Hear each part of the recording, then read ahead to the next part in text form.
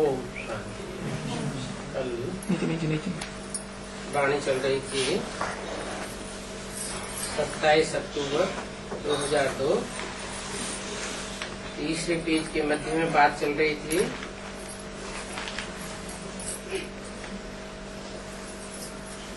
मैं तो आता ही पतित शरीर में हूँ। पतित शरीर में आता हूँ तो गुप्त है ना, कृष्ण की तो बात ही नहीं। फिर तुम भक्ति मार्ग में मेरा कितना मान रखते हो, सोमनाथ का मंदिर बनाते हो,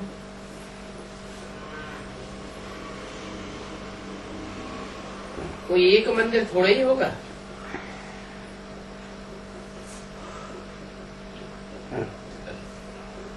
सोमनाथ का आज से 2500 साल पहले कोई एक मंदिर नहीं बना। जब राजा बनाता है तो राजा के साथ प्रजा भी मंदिर बनाती है। अनेक मंदिर होंगे, फिर उन्हें लूटा भी होगा। बनाते कब है और लूटते कब है? मंदिर बनाते हैं द्वापर के आदि में, और उस समय मुसलमानों का बोलबाला इतना जास्ती नहीं होता है। जब कलयुग शुरू होता है तो कलयुग की शुरुआत में मोहम्मद बिन कासिम का पहला आक्रमण होता है भारतवर्ष में। फिर धीरे धीरे मुसलमानों का प्रभाव बढ़ता जाता है और 11वीं शताब्दी में सोमनाथ मंदिर के ऊपर आक्रमण हो जाता है। तो एक मंदिर थोड़ी लूटते हैं, कहते हैं अनेक बार आक्रमण हुए। सोमनाथ के मंदिर पर ही 17 बार आक्रमण हुआ। खूब लूटा होगा। तो सारी बेहद की हिस्ट्री ज्योग्राफी को तुम जान गए। बाप को कहते हैं नॉलेजफुल।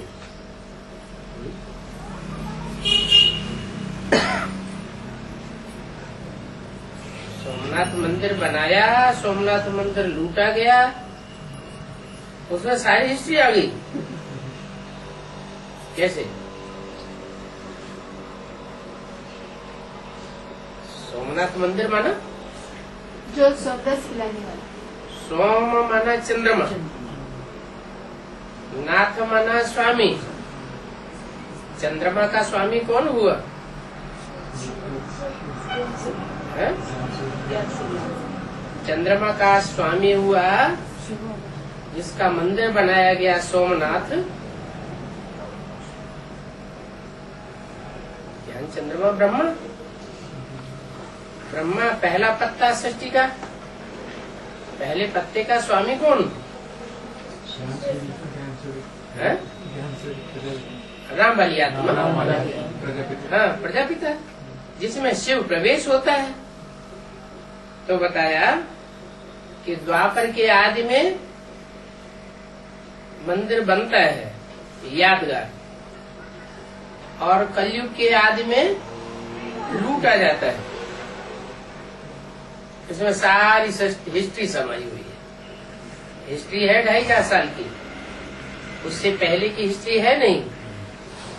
और उस हिस्ट्री ज्योग्राफी को तुम जान गए हो कि कैसे बीज सतयुग के आदि में सरसब्ज होता है, द्वापर के आदि में उसकी यादगार बनती है। बड़े बड़े मंदिर बनाए जाते हैं, उनमें ढेर सारा धन इकट्ठा किया जाता है, और कलयुग के आदि में वो मंदिर लूट लिया जाता है। तुम जान गए हो। बाप को कहते हैं नॉलेजफुल। तो यहाँ ज्ञान भी दिया जाता है।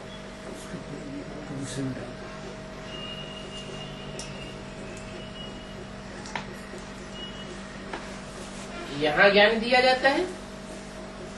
जहाँ बाप है वहाँ ज्ञान भी दिया जाता है। पढ़ाई भी यहाँ पढ़ाई जाती है, और ज्ञान है ही मन मना भाव का। इस बात की जानकारी। मेरे मन में समा जा, मन मना भव, इस बात की जानकारी। ऐसे तो तुंडे तुंडे मत भिन्न, हर एक की अपनी अपनी मत अलग है, हर एक का अपना अपना ज्ञान अलग है। लेकिन मेरे मन में अगर तू समा जाएगा तो जो बाप है वो ही बाप की गति तेरी हो जाएगी। बाप क्या है? निराकारी, निर्विकारी, निरहंकारी। तो इसको सदगति, इससे सदगति होती है मन मना भव के ज्ञान से। पहले मन मना भव, मेरे में मन लगा दे, मेरे में मन को तिरोहित कर दे, अपने मन के संकल्पों को मेरे में समा दे। फिर क्या होता है? जब मेरे मन में अपने सारे संकल्पों को तिरोहित कर देगा तो तेरा जो भी कर्म होगा वो सब मेरे लिए होगा। मना पहले मन मना भव, फिर मत याजी भव। मत माना मेरे, याजी माने यजन करने वाला, भव माने हो जा, माने जो भी कर्म करे वो मेरे लिए करे। कोई भी कर्म इंद्रियों से कर्म करे लेकिन मेरे लिए करे। ये कब होगा? जब मन मना भव होगा। मन मना भव से सदगति होती है। काय काय की सदगति होती है?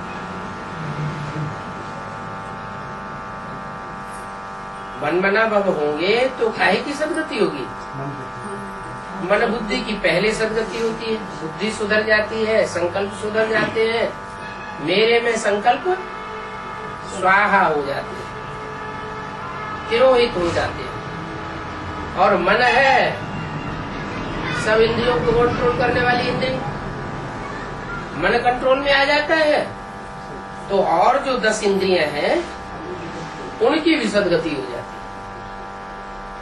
क्या? अभी जो भी इंद्रियां हैं वो दुर्गति की ओर है। जब एक में मन लगा देंगे तो सब इंद्रियों की सदगति हो जाएगी। टीचर और गुरु का पार्ट इकट्ठा चलता है।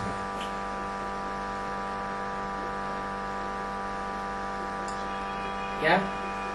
ऐसे नहीं टीचर पढ़ाई पढ़ाना बंद कर देंगे जब सदगुरु का पाठ चलेगा। नहीं, जब तक जीना है तब तक पीना है। जब तक देहभान में मनुष्य आत्माएं जिंदा रहेंगी तब तक ज्ञान जल पीती रहेंगी। तो पढ़ाई भी चलती रहेगी और सदगुरु के द्वारा सदगति का पाठ भी चलता रहेगा। सारे वर्ल्ड की हिस्ट्री ज्योग्राफी को तुम पढ़ाते हो, सच्ची सच्ची नांस क्यों नहीं कहते हैं? कौन से धर्म में नंस होती है? क्रिश्चियन धर्म में नंस होती है। सच्ची सच्ची नंस तुम हो। कैसे? नन कोई भी नहीं, फिर कौन है? कोई नहीं, एक शिव बाबा। तो सच्ची सच्ची तुम नंस हो क्योंकि तुम एक को याद करती हो। नंस को गले में क्रास पड़ा रहता है।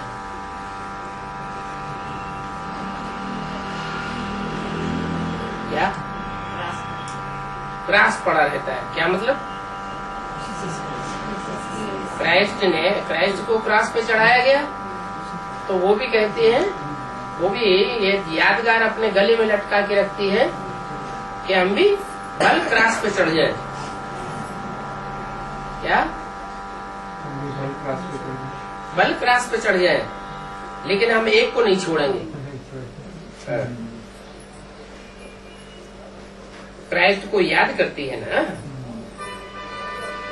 वो समझती है क्राइस्ट गॉड का बच्चा था।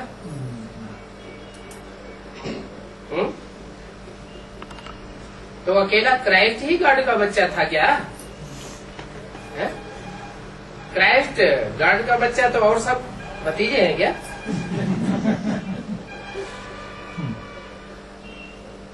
तुम जानते हो क्राइस्ट कोई गॉड का बच्चा नहीं था। ये तो उन्होंने कॉपी किया है। क्राइस्ट गॉड का बच्चा नहीं था, कृष्ण और क्राइस्ट की राशि मिलाई है। कृष्ण गॉड का बच्चा था, उन्होंने कृष्ण की सारी बातें किसके ऊपर ढाल दी? क्राइस्ट के ऊपर ढाल दी। तो वो समझते हैं क्राइस्ट गॉड का बच्चा था। पाप कहते हैं क्राइस्ट गॉड का बच्चा नहीं था। क्राइस्ट द्वापर युग में आया, द्वैतवादी युग में आया। भगवान आकर के द्वैतवादी युग की स्थापना करेगा क्या? भगवान तो अद्वैत धर्म स्थापन करता है, अद्वैत युग की स्थापना करता है, जहाँ एक धर्म, एक राजा, एक भाषा, एक मत, एक कुल, सब कुछ एक ही एक, सारी प्रजा की दृष्टि में एक ही समाया हुआ होता है। तो क्राइस्ट की आत्मा गॉड का बच्चा हो सकती है क्या? क्राइस्ट की आत्मा गॉड का बच्चा है, लेकिन क्राइस्ट गॉड का बच्चा नहीं। ये क्या बात हुई? माना क्राइस्ट जब शरीर धारण करता है तो वो कोई गॉड से जन्म थोड़ी लेता है। हाँ, आत्मा तो 500 करोड़ शिव पाप के बच्चे हैं, तो क्राइस्ट भी आत्मिक रूप में गॉड का बच्चा है। ऐसे तो हम सभी गॉड के बच्चे हैं। जैसे क्राइस्ट गॉड का बच्चा है, वैसे हम सभी गॉड के बच्चे हैं। फिर हमारे में और गॉड में अंतर क्या है?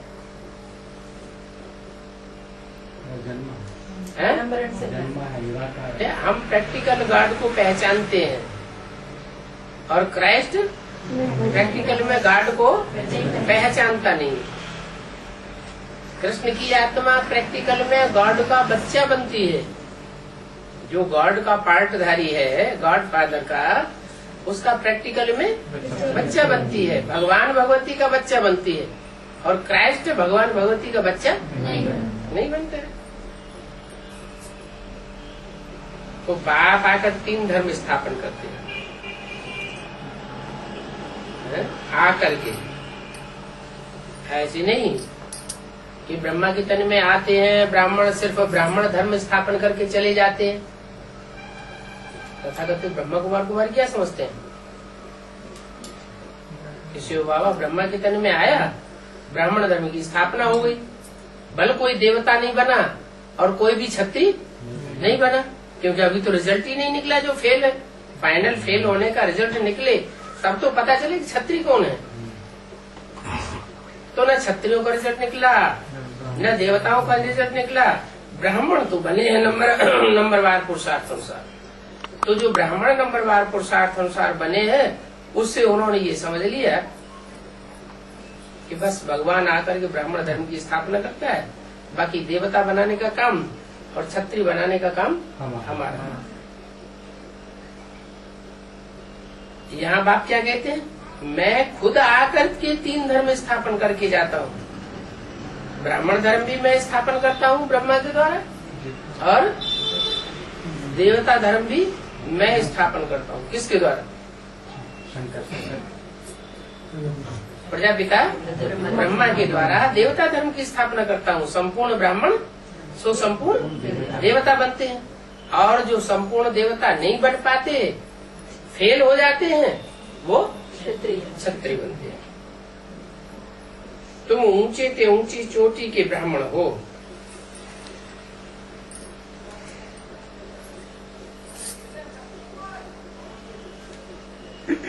क्योंकि तुम ऊंचे ऊंचे विश्व की सेवा करते हो। ऊंचे ऊंचे विश्व कौन सा है?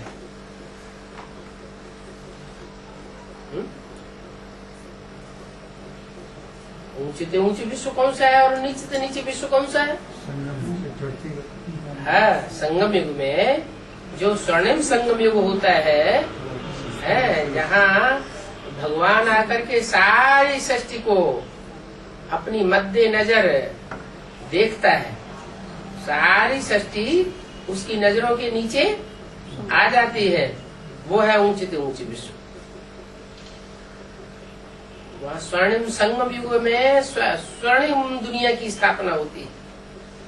16 कला संपूर्ण से भी ऊंची स्टेज की आत्माएं वहाँ निवास करती हैं। ऊंचे ऊंचे विश्व की सेवा तुम करते हो, मनुष्य को आत्मा का ज्ञान देते हो। तुम आत्मा को बाप से वर्षा मिलता है।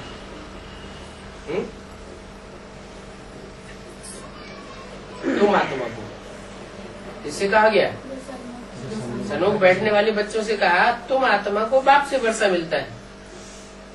क्राइस्ट की आत्मा को बाप से वर्षा नहीं मिलता, फिर किससे मिलता है?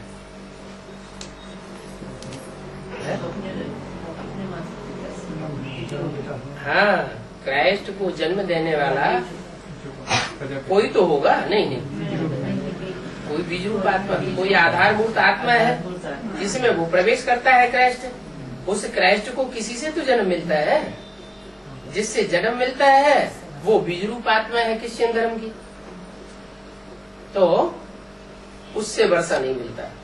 किससे? गॉड फादर से। उसको वर्षा मिलता है उससे, उस बीज रूप आत्मा से। बरोबर बाप कल्प कल्प के संगम युग में वर्षा देने तुमको आते, तुमको वर्षा देने बाप आते हैं। और धर्म पिता डायरेक्ट बाप से वर्षा नहीं लेते। शास्त्रों में तो युग युग लिख दिया है कि भगवान युग युग आते हैं, हर युग में आते हैं। तो हर युग में आते हैं तो 4 अवतार होने चाहिए। 4 युग हैं तो 4 युग के अंत में आवेंगे तो 4 अवतार होने चाहिए। उन्होंने कितने लिख दिए? 10 अवतार लिख दिए, 24 अवतार लिख दिए।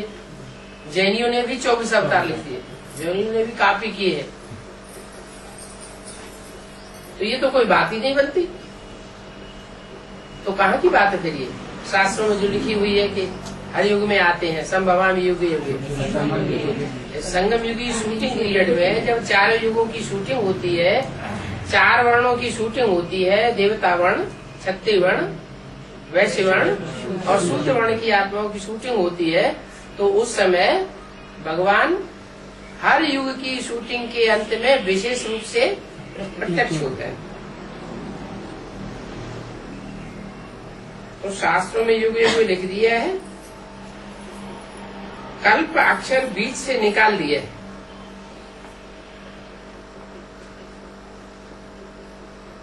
हर युग में 4 अवस्थाओं की शूटिंग होती है। 4 अवस्थाएं जो है वो ही जैसे कि एक कल्प हो जाती है। तो कल्प शब्द निकाल दिया है, इसलिए रोना पड़ गया। उनका नाम ही है पतित पावन, इनका नहीं। ये पतित पावन नहीं है। कौन? ब्रह्मा। उनका नाम जिनके द्वारा पार्ट बजता है पतितों को पावन बनाने का, नाम है कि टाइटल है? नाम बता दिया। उनका नाम ही है पतित पावन सीताराम कहते हैं ना। हाँ। तो युग युगे आकर के क्या करेंगे? पतितों को पावन आकर के कब बनावेंगे? सतयुग में। सतयुग में तो सतो प्रधान आत्माएं होती है, 16 कला संपूर्ण होती है। वहाँ तो पतित होते ही नहीं। त्रेता युग में भी पतित नहीं कहेंगे। द्वापर में भी 8 कलाएं होती है, वहाँ भी पतित बने का पूरा ग्रहण नहीं लगता। कब लगता है? कलयुग के भी अंत समय में पतित बने का जब ग्रहण लगता है, पूरे पतित बनते हैं, सब धर्म पतित बन जाते हैं। तब मैं आता हूँ। तो मैं युग युग आकर के क्या करूंगा? कल्प में एक बार आकर के पावन बना करके चले जाते।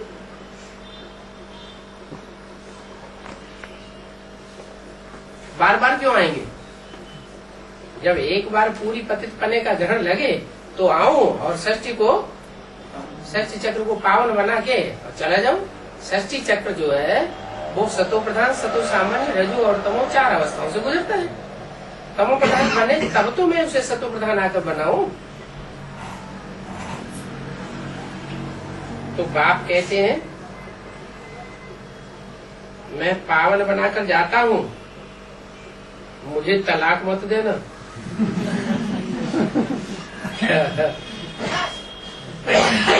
धमकी दे रहे क्या?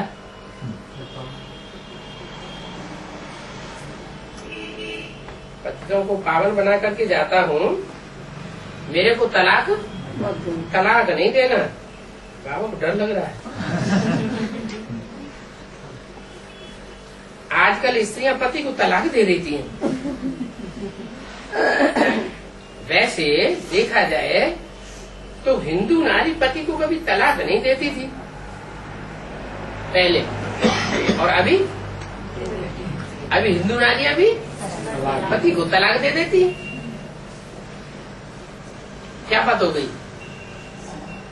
पहले तलाक नहीं देती थी, अभी तलाक दे देती है। बाबा को भी डर लग रहा है कहीं मेरे को सरेंडर होने के बाद कहीं मेरे को ना तलाक दे दे।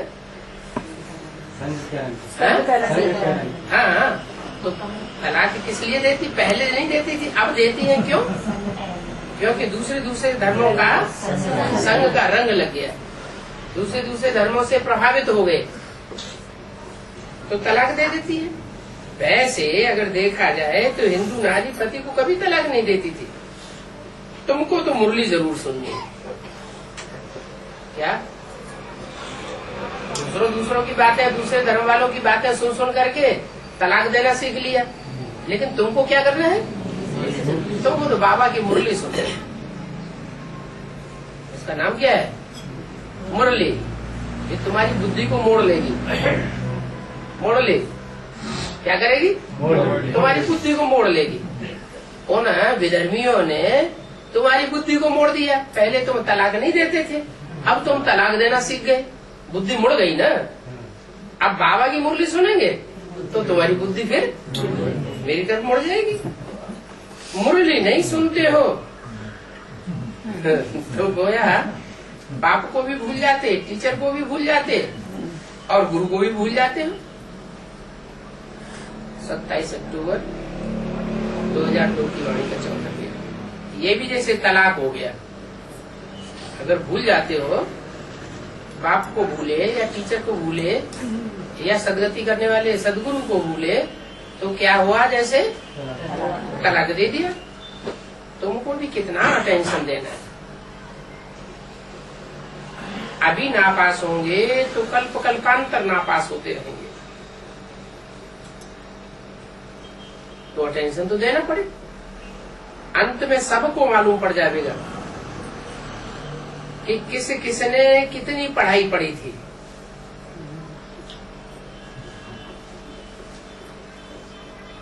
जिसने कम पढ़ाई पढ़ी उसका कम पद, जिसने ज्यादा ऊंची पढ़ाई पढ़ी, ज्यादा पढ़ाई पढ़ी, उसका ऊंच पद बनेगा। सब कहते हैं शांति चाहिए, शांति चाहिए। गोया क्या चाहिए? दुख दर्दों से मुक्ति चाहिए। कहते हैं कि दुख में सुमिरन सब करे। कहते हैं तो झूठ थोड़े ही कहते हैं। जब दुख पड़ता है तो याद आता है। सुख में कोई सत्य को त्रेता में देवता है, भगवान को याद करते ही नहीं। तो आधा कल्प सुख और आधा कल्प दुख होता है।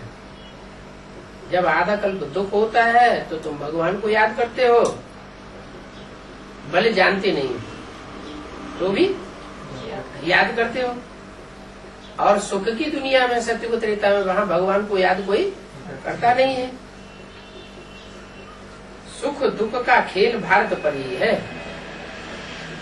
पूरा सुखी और पूरा दुखी भारत ही बनता है। और धर्म के लोग न ज्यादा सुखी बनते हैं न ज्यादा दुखी बनते हैं। अच्छा, तो और धर्मों में गिनती किसकी किसकी है?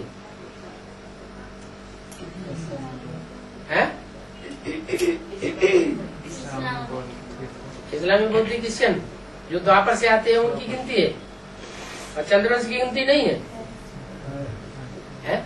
सीढ़ी की चित्र में ब्रह्मा की सोल सृष्टि के आदि में संगम युग में नहीं दिखाई है साकार रूप में। सबसे ऊंची स्टेज है ना, सबसे ऊंची स्टेज का सुख है वो अतीन्द्रिय सुख शरीर से नहीं भोगती। तो ऊंचे से ऊंचा सुख लेती है क्या? नहीं, ऊंचे से ऊंचा सुख भी नहीं लेती। और कलयुग के अंत में जब अंतिम सीढ़ी आती है तो भी खड़ी हुई है, वो विकारों में पतित होकर के पड़ी हुई नहीं है, कांटों की सैया पर पड़ी हुई नहीं दिखाई गई। इससे क्या साबित होता है? नहीं, न ज्यादा सुख होती है, न ज्यादा पतित बनती है, न ज्यादा पावन बनती है। कृष्ण की आत्मा, क्रिश्चियंस की आत्मा भी न ज्यादा पतित बनती है, न ज्यादा पावन बनती है। सबसे ज्यादा सुख और सबसे ज्यादा दुख कौन भोगता है? भारत भोगता है। तो सारी कहानी भारत के ऊपर सुख दुख के नाटक की बनी हुई है।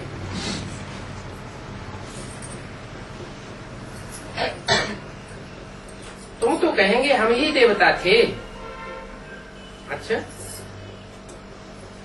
हम ही क्षत्रिय बने, हम ही सो वैश्य बने, हम ही शूद्र बने। अरे हम ही सो देवता थे। हम ये कहता कौन है? सो देवता थे माने कौन से देवता थे?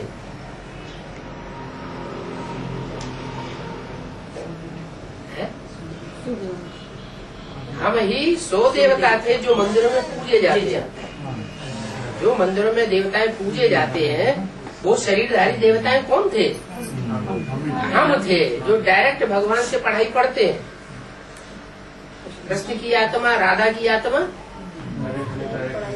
डायरेक्ट पढ़ाई भी नहीं पढ़ती। और संगम युग में वो देवता भी, मनुष्य से देवता भी नहीं बनती। तो इसलिए बोला तुम तो कहेंगे, ये नहीं कहेंगे। कौन? कृष्ण नहीं कहेंगे, तुम तो कहेंगे। क्या कहेंगे? हम ही देवता, सो हम ही क्षत्रिय, सो हम ही वैश्य और हम ही शूद्र बनते हैं। पहले पहले कौन बनते हैं?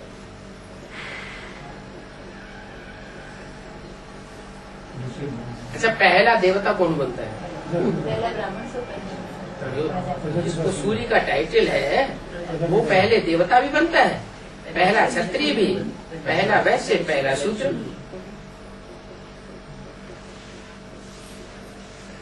तो हमसो का अर्थ कोई जानते नहीं है।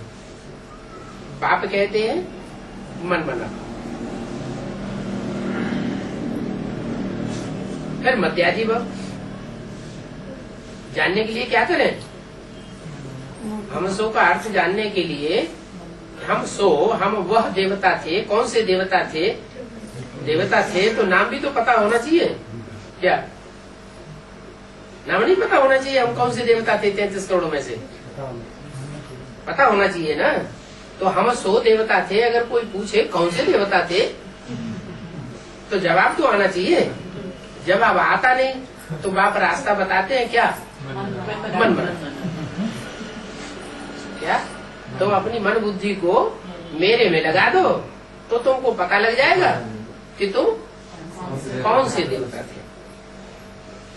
फिर मध्यादि भाव, जब तुमको पता लग जाएगा कि हम ये है आत्मा, ये है देवता थे, तो तुम अपनी सीट पे सेट हो जाओगे और तुम अपनी ड्यूटी करना शुरू कर दोगे। मध्यादि भाव क्या? मेरे लिए यजन करना शुरू कर दोगे कर्मेंद्रियों से। खुद धारण कर औरों को धारण कराएं तो अहो सौभाग्य। पूरा जो धारण करते हैं वो ही दूसरों को पूरा धारण करा सकते हैं। पूरी खुद धारणा नहीं होगी तो दूसरों को भी धारणा करा नहीं सकेंगे। याद से ही विकल्प विनाश होंगे, क्या? क्यों? ज्ञान से विकर्म विनाश नहीं होंगे? ज्ञान सुनते रहे, दूसरों को सुनाते रहे, तो पाप कर्म भस्म नहीं होंगे? साधन है, ज्ञान तो एक साधन है। हाँ, ज्ञान जो है शास्त्र पढ़ने से भी पाप कर्म नहीं बनते, तो ज्ञान सुनने सुनाने से भी पाप कर्म नहीं बनेंगे, लेकिन पाप भस्म नहीं होंगे। भस्म कब होंगे? जब हम ऐसे को याद करेंगे जो भस्म रमाने वाला है। कौन है भस्म रमाने वाला? शंकर को दिखाते हैं भस्म रमाए हुए। क्या मतलब हुआ? शरीर में भस्म रमाई जाती है ना, माने जो भी शरीर है, शरीर की इंद्रियां हैं, उनसे जो भी कर्म किए जाते हैं वो सब भस्म हो जाते हैं। माने कर्मों का पाप पुण्य उनके ऊपर नहीं लगता, अकर्म हो जाते हैं। ऐसी स्टेज में, याद की स्टेज में रहने से, आत्मिक स्थिति में रहने से पाप कर्म बनता ही नहीं, पुण्य भी बनता ही नहीं। तो याद से विकर्म होंगे, विकर्म भस्म होंगे। वहाँ गंगा में स्नान करना भक्ति मार्ग में होता है, और यहाँ ज्ञान गंगा में स्नान करने की बात है। तो कहाँ गंगा में स्नान करना और कहाँ योग में रह करके पावन बनना, बहुत फर्क पड़ जाता है। बच्चों को यज्ञ के पैसे की बहुत कदर होनी चाहिए।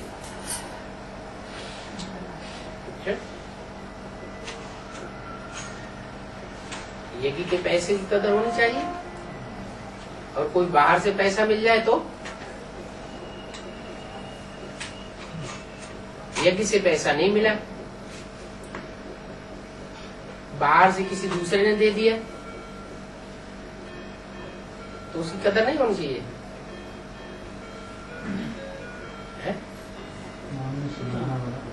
यज्ञ के पैसे की क्या, यज्ञ का पैसा किसे कहेंगे?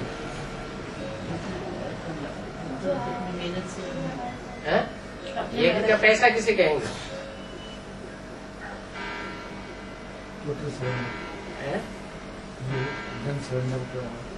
हाँ, ये यज्ञ है, यज्ञ पिता का। यज्ञ पिता के यज्ञ में जो भी धन स्वाहा किया जाता है, कौन स्वाहा करेंगे? शूद्र स्वाहा करेंगे या ब्राह्मण स्वाहा करेंगे? जो ब्राह्मण स्वाहा करते हैं, बाप के बच्चे बनते। पहली शर्त तो है बाप के बच्चे बने, मुखवंशावली ब्राह्मण हो। मुखवंशावली ब्राह्मण कब बनते हैं? बाप के घर में जन्म ले, बाप के बच्चे बने, बाप की बात माने मुख से निकली हुई। तो ऐसे बच्चे जो बाप के मुख से निकली हुई बात को मानने वाले ब्रह्मा मुखवंशावली बच्चे हैं, उनकी कमाई का धन यज्ञ में अर्पण होता है। वो अर्पण हुआ धन यज्ञ का हो गया। उस यज्ञ की एक एक पाई, एक एक अन्न के दाने की बहुत वैल्यू हो जाती है, बहुत कदर होनी चाहिए, क्योंकि इसी ही धन से भारत स्वर्ग बनता है। क्या कोई शूद्र ने दे दिया, अब वो यज्ञ का धन तो है नहीं। जैसे और धर्म संप्रदाय होते हैं, तो कोई भी काली कमाई है, ब्राह्मण बने या नहीं बने, वो दे देते हैं, धर्माऊ निकाल देते हैं, दे देते हैं। तो उससे स्वर्ग बनने वाला नहीं है। स्वर्ग किससे बनेगा? जो यज्ञ में ब्राह्मणों का कमाया हुआ धन आता है, यज्ञ में अर्पण किया जाता है, उस धन से स्वर्ग बनेगा। तुम अपने ही कमाई से अपने लिए अपनी राजधानी स्थापन करते हो। क्यों? इस धन में क्या खास बात है जो इस धन से ही स्वर्ग बनता है?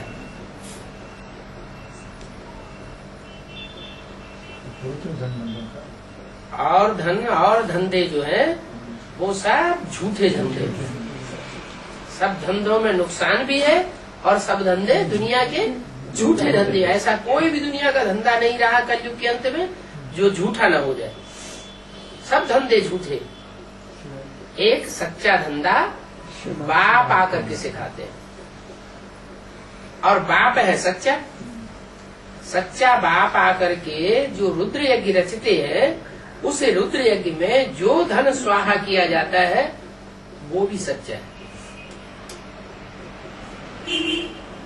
इसलिए कहते हैं बाप के हाथ में दिया तो 21 जन्म वर्षा मिलेगा, और गुरुओं के हाथ में दिया, कोई मनुष्य गुरु के हाथ में तो 1 जन्म का फल देगा। तो ऐसा क्यों कहा? क्योंकि एक सच्चा है और बाकी सब झूठे हैं। एक के हाथ में एक हाथ देने वाला और एक हाथ लेने वाला। तीसरे को पता भी न लगे। अगर पता भी लग जाता है तीसरे को तो भी उस धन की कीमत कम हो जाती है, कदर कम हो जाती है। माने वो उतना बढ़िया स्वर्ग, उतनी ऊंची कोटि का स्वर्ग स्थापन वो धन नहीं करेगा, उसकी कीमत कम हो गई। तो इसलिए बताया कि यज्ञ के पैसे की बहुत कदर होनी चाहिए, क्योंकि इसी से भारत स्वर्ग बनता है। इसी से माने कौन से धन से? यज्ञ में अर्पण किया हुआ, यज्ञ पिता को अर्पण किया हुआ जो धन है, उस धन से ही स्वर्ग बनता है। इसलिए बोला तुमको राजधानी स्थापन करने में 50 लाख भी खर्चे नहीं होते। ये क्या बात है?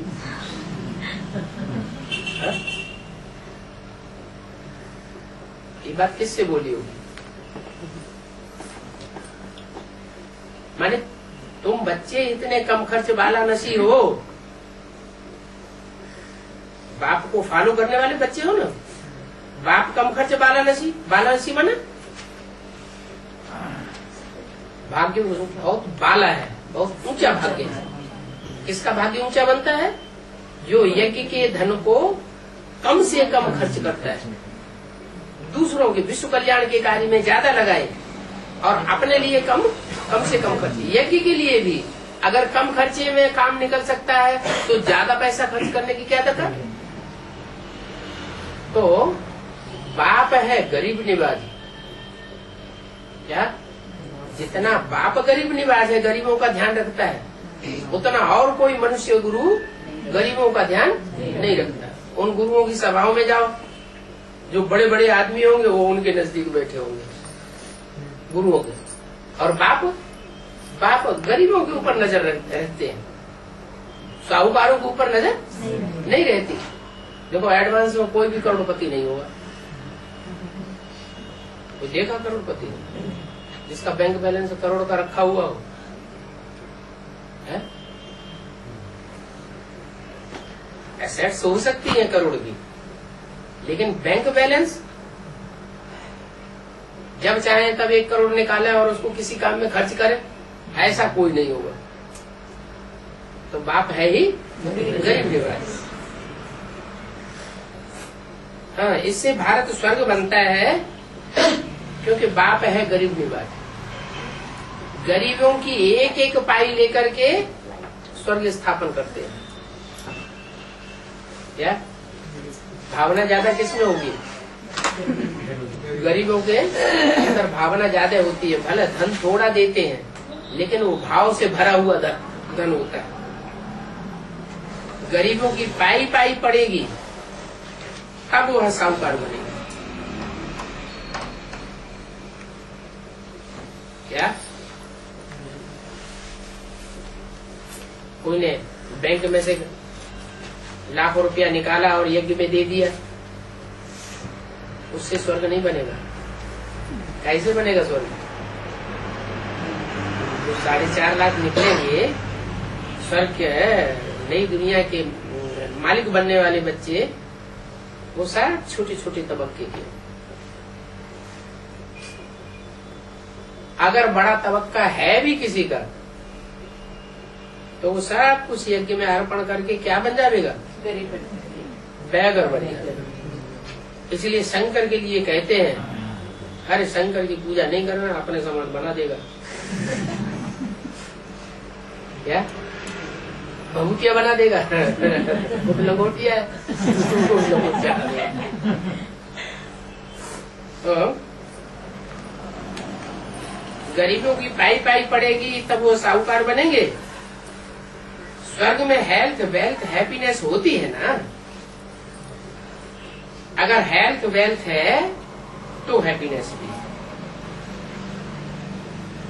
अगर हेल्थ हो वेल्थ न हो तो हैप्पीनेस नहीं हो सकती। सतयुग में हेल्थ वेल्थ है तो सदैव हैप्पी रहते हैं, वहां कभी रोते नहीं है। और यहाँ तो घड़ी घड़ी रोना लगा रहता है। रोना कोई एक तरह का नहीं होता है। ऐसे नहीं आंखों से आंसू बहाए उसी को रोना कहा जाता है। अपना दुखड़ा दूसरों को सुनाना ये भी क्या है? ये भी रोना है। अंदर से भी रोना, हाँ? अंदर से भी रोते हैं। हाँ, अंदर से भी रोते हैं कोई, खास करके पुरुष जो है अंदर से रोते रहते हैं, क्योंकि अहंकार ज्यादा होता है तो किसी को बोलेंगे नहीं, लेकिन अंदर अंदर से रोते रहेंगे। और माताएं माता बोली वाली होती है तो बाहर से सारा सुना देती है रोती।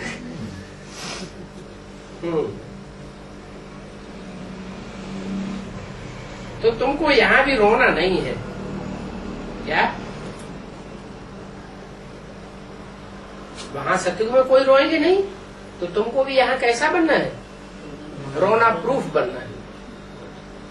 अगर ऐसा पुरुषार्थ किया है कि यहाँ तुम रोना प्रूफ बन गए तो समझ लो तुम सही पुरुषार्थ कर रहे हो। परंतु माया के तूफान रुलाए देते हैं, मुरझाए देते हैं। हेल्थ मिलती है हॉस्पिटल से और वेल्थ मिलती है पढ़ाई से, ठीक नहीं? तो बीमार होता है तो बीमारी को, बीमार वाले व्यक्ति को सफा कहाँ से मिलती है? हॉस्पिटल में डॉक्टर के पास जाना पड़ता है। यहाँ भी बाप ने रूहानी हॉस्पिटल खोला हुआ है। बाप कहते हैं ये मन बीज है, ये मन बीज जब स्वस्थ होगा तो शरीर भी तुम्हारा स्वस्थ हो जाएगा। मन के संकल्पों के आधार पर डॉक्टर लोग कहते हैं हाँ, भगवान को याद करो ठीक हो जाओगे। माना उनको भी पक्का निश्चय नहीं कि हमारी दवाई काम करेगी या नहीं करेगी। भगवान ने चाहा तो ठीक हो जाओ, भगवान के ऊपर भरोसा रखो। इसका मतलब ये हुआ कि सारी बीमारियां मन के अंदर से शुरू होती हैं। मन अगर स्वस्थ है तो शरीर भी स्वस्थ हो जाएगा, बीज स्वस्थ है तो पेड़ भी स्वस्थ होगा। तो ये शरीर है जैसे पौधा पेड़, और मन है मन बुद्धि आत्मा बीज है।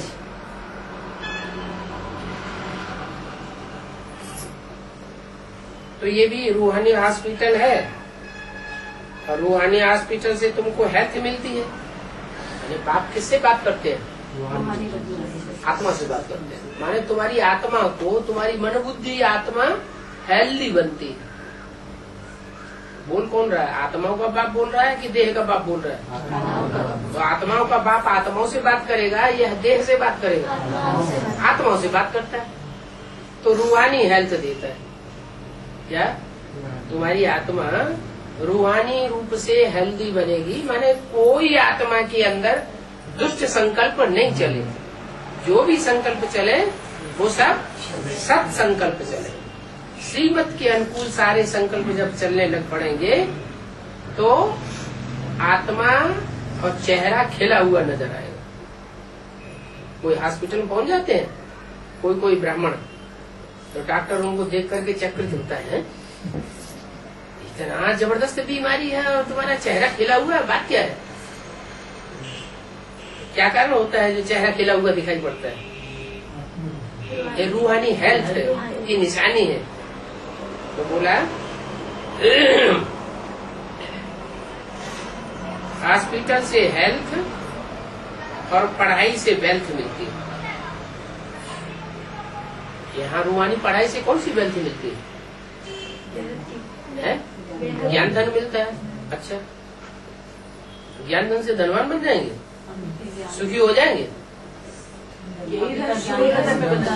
हाँ, अभी भी बोला है, कोई अगर ज्ञान धन को यूज करता है, दूसरों को सुनाता है, भले उसके पास एक फूटी छदाम भी न हो, सुबह से शाम तक अगर ईश्वरीय सेवा करेगा तो चाहे दुनिया में कितना भी अकाल पड़े, लेकिन वो बाप का बच्चा जो ज्ञानी तू आत्मा होगा और दूसरों की सेवा करेगा, वो भूख नहीं मर सकती। दुनिया के करोड़पति अरबपति भूख मरेंगे, लेकिन बाप का बच्चा भूख नहीं मरेगा। तो कितनी उन ज्ञान रत्नों की वैल्यू हो गई। वो ज्ञान रत्न स्थूल रत्नों की कोटि के बन गए। तो देखो मेरे बच्चे कितने गरीब हैं, मेरे बच्चे कितने गरीब हैं। कैसे गरीब हैं? 3 पैर पृथ्वी में हॉस्पिटल खोलते हैं, माना दुनिया के जो हॉस्पिटल खोल रहे हैं कितनी बड़ी बड़ी जगह लेते हैं, कितनी बड़ी बड़ी बिल्डिंगें बनाते हैं, कितने वेतन के लंबे चौड़े वेतन के डॉक्टर रखते हैं, कितना पैसा दवाइयों पर खर्च करते हैं। अब मैं जो हॉस्पिटल खोलता हूँ, उसी में खाना खा लो, उसी एक कमरे में, उसी में सो जाओ, उसी में झाड़ू पोछा लगा के क्लास लगा लो। तो गरीबों का हॉस्पिटल हुआ ना। बोला कितने गरीब हैं, 3 पैर पृथ्वी में हॉस्पिटल खोल देते हैं। ज्यादा जगह भी नहीं है। कोई का गीता पाठशालाओं में तो जगह ही इतनी है, बस 5 पांडव ही बैठ पाते हैं। फिर भी गीता पाठशाला तो खुली हुई है। ऐसा हॉस्पिटल खोल देते हैं जहां से सबको हेल्थ वेल्थ मिल सकती है। अच्छा, मीठे मीठे सिकिल बच्चों को, औरों को नहीं। मीठे मीठे मीठे स्वभाव के हैं, खुद मुख में मिठास भरा हुआ है, दृष्टि में मिठास भरा हुआ है, वाइब्रेशन में मिठास भरा हुआ है। ऐसे मीठे मीठे बच्चों को, सिकिल बच्चों को, सिकिल बना बहुत सिक से। कोई बच्चा जैसे बाप का खो जाता है ना, और वर्षों खुआ हुआ रहे, फिर बड़े होकर तो वो बच्चा अचानक मिल जाए, तो वो बाप और बच्चा कितने प्यार से एक दूसरे से मिलते हैं। तो उसको कहते हैं सिक से मिले हुए। तो यहाँ भी बच्चे कैसे हैं? कैसे? हम कब खो गए थे? कब खो गए थे? खो गए थे कभी क्या? हाँ, हम आत्मा रूपी बच्चे भी जब यज्ञ का आदि था तो उस समय बाप के बच्चे बने थे, और बनने के बाद कारण या कारण बाप से बिछुड़ गए। तो अब बिछुड़ने के बाद इतने लंबे वर्षों के बाद, कोई को तो 60-70 वर्ष होने आए, अब मिल रहे हैं। तो बहुत लंबा टाइम हो गया ना। तो सिकिल दे बच्चे प्रति माता पिता, किसका? माता पिता का, एक का नहीं, माता का भी और पिता का भी। कहाँ है माता? माता देखी? अरे माता देखी क्या? किसी ने देखी है? हा? किसी ने नहीं देखी? फोटो देखा है। ये क्या बात? बच्चा माँ से पैदा हो और उसने देखा ही ना, ऐसे होता है क्या? है?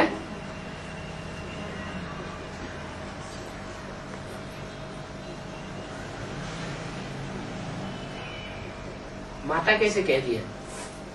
अर्धनारीश्वर है, उन्हीं में माता और पिता दोनों। लेकिन माता तो स्त्री होती है, पिता पुरुष होता है। बड़ी मम्मी की बात है? बड़ी मम्मी है? जगदम्बा। हाँ नहीं, एक बात बोली है मुरली में, भारत में पुरुष की एक स्त्री मर जाती है तो कहते हैं एक जूती गई अब दूसरी लेते हैं। ये ब्रह्मा भी पुराना तन है ना, क्या इशारा दिया है?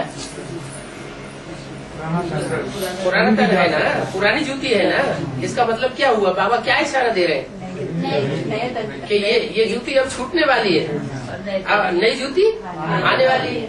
तो ब्रह्मा का पुराना तन छूट गया, ब्रह्मा का पुराना तन छूटा ना, तो नया तन कौन सा मिला?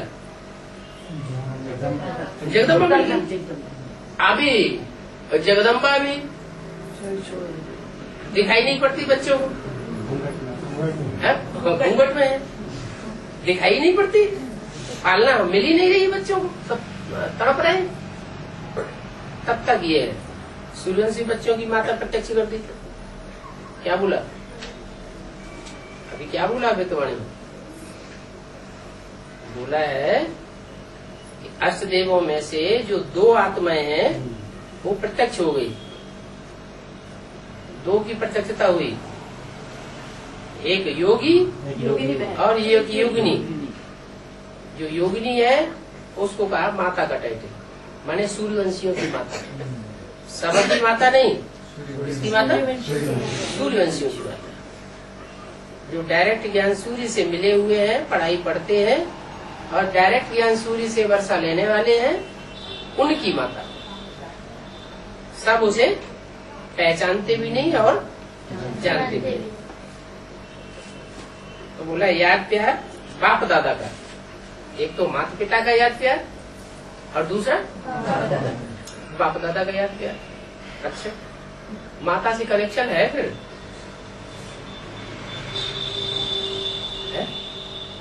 है? हाँ, चिट्ठी चपाटी आती है? नहीं आती? माता की चिट्ठी नहीं आती है?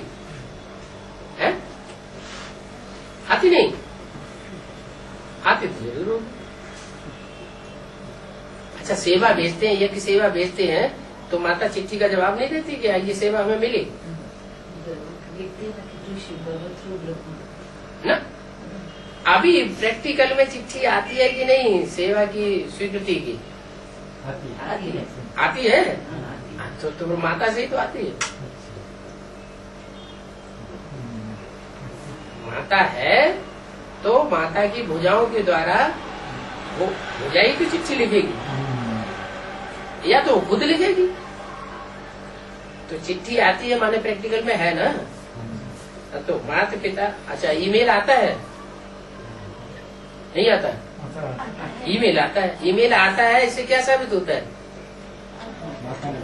बाबा तो काका गाँव भी नहीं जानता कंप्यूटर का। वही लोग तो जवाब देंगे। तो बोला माता पिता बाप दादा का। ये बाप दादा कौन?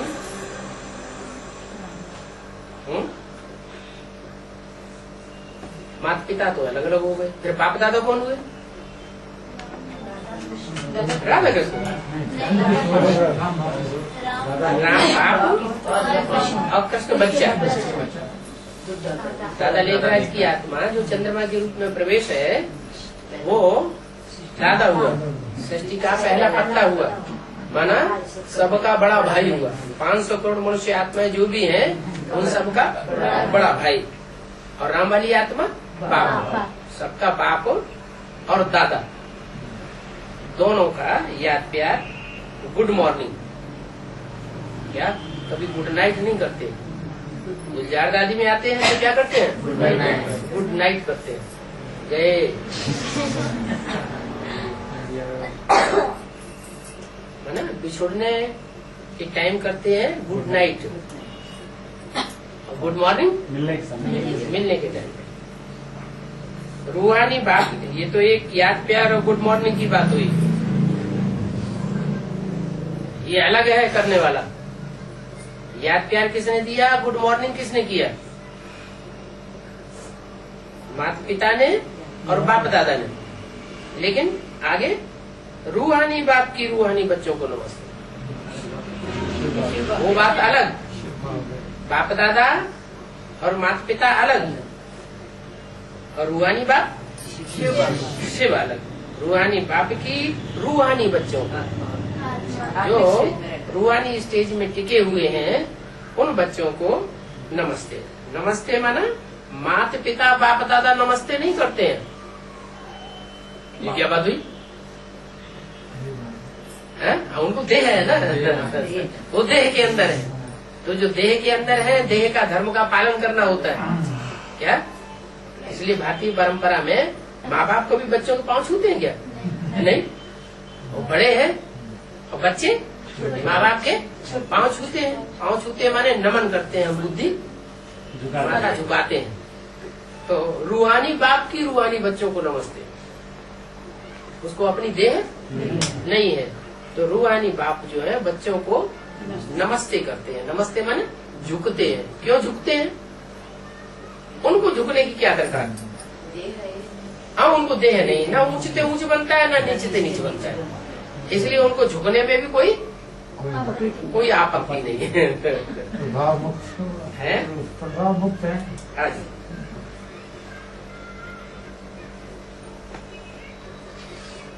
आज कितनी तारीख हुई? 29। अभी भिलाई गीता पाठशाला ही लिखते रहेंगे, दूसरी गीता पाठशाला नहीं चलती।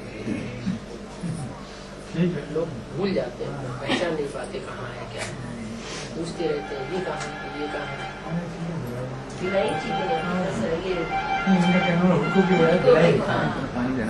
उनको हुडको लिखे, उनको बार बार तंग करते हैं।